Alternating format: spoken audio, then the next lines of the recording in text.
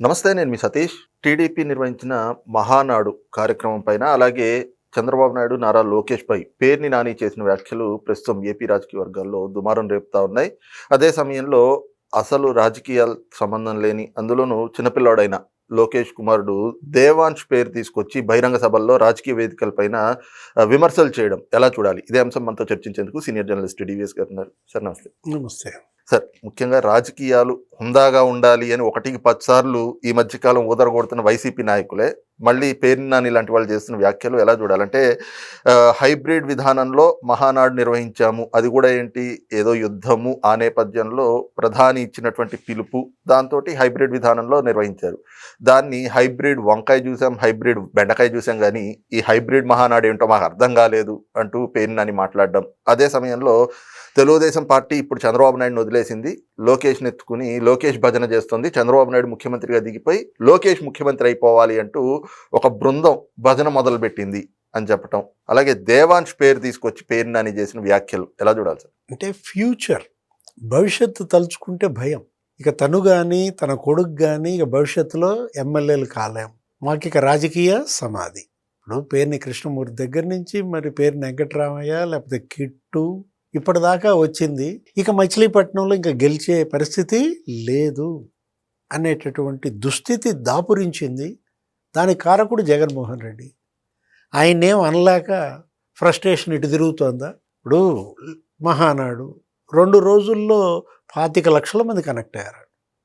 మీరు చెప్పిన అదేంటది హైబ్రిడ్ కాన్ఫరెన్స్ వల్ల. అరే 17 దేశాల్లో వాళ్ళు కూడా కనెక్ట్ అయ్యి, అంటే ఇవాళ మహానాడు నెల్లూరులో జరుపుదాం అనుకున్నారు, అంతకుముందు శ్రీకాకుళంలో జరుపుదాం అనుకున్నారు. ఇప్పుడు ఈ పొదుపు చర్యల్లో భాగంగా వాళ్ళేదో చేశారు. సభ ఎలా జరిగింది, అక్కడ చర్చ ఏంటి, వక్తల ప్రసంగాలేంటి, తీర్మానాలేంటి, వాటి మీద కదా మీరు మాట్లాడాల్సింది. రైతులు ఇది చేయలేదు అని చెప్పండి, వాళ్ళని విమర్శించండి. యువతకి ఇలా చేశారు దగా అని చెప్పండి. అది వదిలేసి వంకాయ ఏంటి, హైబ్రిడ్ వంకాయ, హైబ్రిడ్ ఏదో రకరకాలుగా మాట్లాడాడు. లేకపోతే లోకేష్ భజన్ అంటాడు. ఏముంది అక్కడ లోకేష్ భజన? వర్కింగ్ ప్రెసిడెంట్గా లోకేష్ నియమించబడ్డ తర్వాత జరిగిన తొలి మహానాడు, ఫస్ట్ టైం అతను వర్కింగ్ ప్రెసిడెంట్గా అసలు కుర్చీలో కూర్చోాల, మొత్తం అంతా తానై నడిపించాడు. ఏది అసలు సభ 2 రోజులు కూడా సదస్సు, ఆ వక్తలు మాట్లాడుతున్నారు, మాట్లాడిన ప్రతి ఒక్కళ్ళని అభినందించాడు, తన సీట్ ఇచ్చి కూర్చోబెట్టాడు, అధినేతతో ఫోటోలు దించాడు. అంటే లోకేష్ అక్కడ ప్రవర్తించిన విధానము, అతని యొక్క హుందాతనము, పరిణతి మీకు ఈ పరిస్థితి ఏదో పుట్టింటోళ్ళు ఏదో అన్నట్టున్నాడు. ఏంటి ఏదో పాట, తరిమేశారు, కట్టుకున్నాడు వదిలేశాడు. అంటే పేరుని నాని పరిస్థితి అదే. మచిలీపట్నం వాళ్ళు తరిమేశారా? అదే ఆయన పుట్టిల్లు. కట్టుకున్నాడు ఎవరు? జగన్మోహన్ రెడ్డి. వదిలేశాడా? నువ్వు అర్థం చేసుకోవటంలా అతని బాధ, అతని ఆవేదన. తన పుట్టింటి మచిలీపట్నం వాళ్ళు తరిమేశారని తను కట్టుకున్నాడు. జగన్మోహన్ రెడ్డి మరి తరిమేశాడన్న ఆయన బాధను మీరు అర్థం చేసుకోవాలి. అంటే ఇప్పుడు మనం చూసాం, లోకేష్ అసలు ఏ విధంగా అతను 36 రోజుల్లో తెచ్చాడంట ఆర్సిలార్ స్టీల్ మిట్టల్ కంపెనీ. ఒక టైం బౌండ్ ప్రోగ్రాం పెట్టుకుని 12 నెలల్లో తెద్దామనుకున్న టీసీఎస్ 1 నెల ఆలస్యమైంది, 13 నెలలు పట్టింది.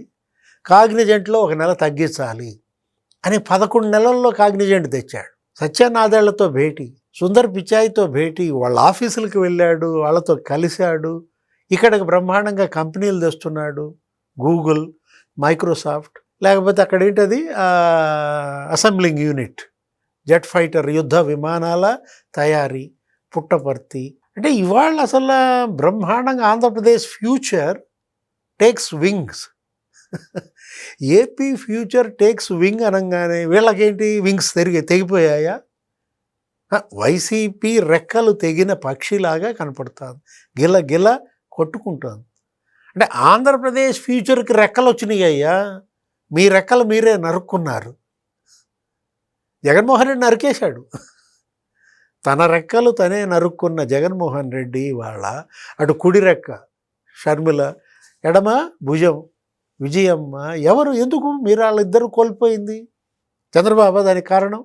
లోకేషా? పవన్ కళ్యాణ్ వల్ల విజయమ్మ దూరం అయిందా, షర్మిల దూరం అయిందా? అది కదా నీ యొక్క బాధ, ఆక్రందన, ఆవేశం. ఈ పార్టీకి ఓటేయొద్దని విజయమ్మే వదిలింది ఆడియో వీడియో.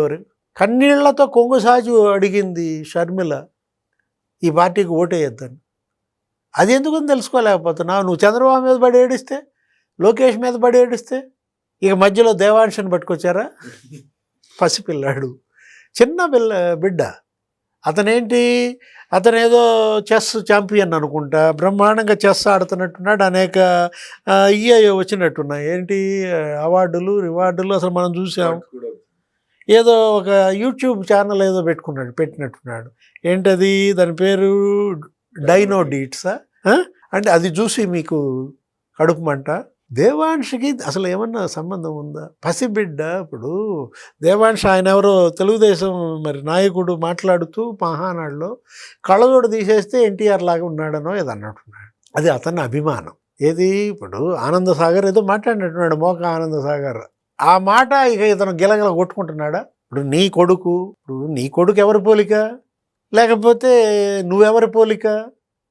పేర్ని కృష్ణమూర్తి, లేదు మీ తాత, అమ్మ నాన్న, లేకపోతే నాన్న, వీళ్ళ పోలికలే కదా వచ్చేది. ఎన్టీ రామారావు లాగా దేవాంశ్ ఉన్నాడు అంటే మీరెందుకురా నాయన గింజుకునేది, గిలగిల కొట్టుకునేది? ఇప్పుడు హర్ష ఉంది, లేకపోతే వర్ష ఉంది, జగన్మోహన్ రెడ్డి కూతుళ్ళు, విజయమ్మలాగా ఉండరా, భారతీలాగా ఉండరా? పోలికలు వస్తాయి కదా. అసలు ఏమన్నా సబ్జెక్ట్ ఉందా మీకు? మాట్లాడేది ఏంటి? నువ్వు అసలు మాట్లాడేది ఇంతమంది వింటారు, ఈ విధంగా ట్రోల్ చేస్తారు, కనీసం ఇది విచక్షణ కూడా లేకుండా ఏది పడితే అది మాట్లాడుతూ ఫ్రస్ట్రేషన్. ఇంకా అదే ఏది ఇతను ఇదే పేరుని నాని గతంలో ఏమన్నాడు, చంద్రబాబు గొప్పాడు, కొల్లు రవీంద్ర మా ఆవిడని అరెస్ట్ చేయమన్నా కూడా చేయలేదు, మీరు తెలుసుకోండి మగాళ్ళు ఇంటూ ఆడాళ్ళు ఏం చేశారయ్యా అంటూ నువ్వేగా, నీ నోటితోనేగా ఆ రోజు చంద్రబాబు భజన చేశావు. అంటే చంద్రబాబు నీ భార్య మీద కేసు పెట్టలేదు, అరెస్ట్ చేయొద్దన్నాడని నువ్వు మెచ్చుకుని, ఇప్పుడు వీళ్ళు ఇక్కడ చంద్రబాబు భజన చేయటం లేదనా, లోకేష్ భజన చేస్తున్నారనా? నువ్వే చేయి లోకేష్ భజన. మా ఆవిడ మీద కేసు పెట్టుకుంది, అది అరెస్ట్ చేయొద్దని చెప్పింది చంద్రబాబు కాదు, జయసుధాని అరెస్ట్ చేయకుండా లోకేషే కాపాడాడని భజన చేయి.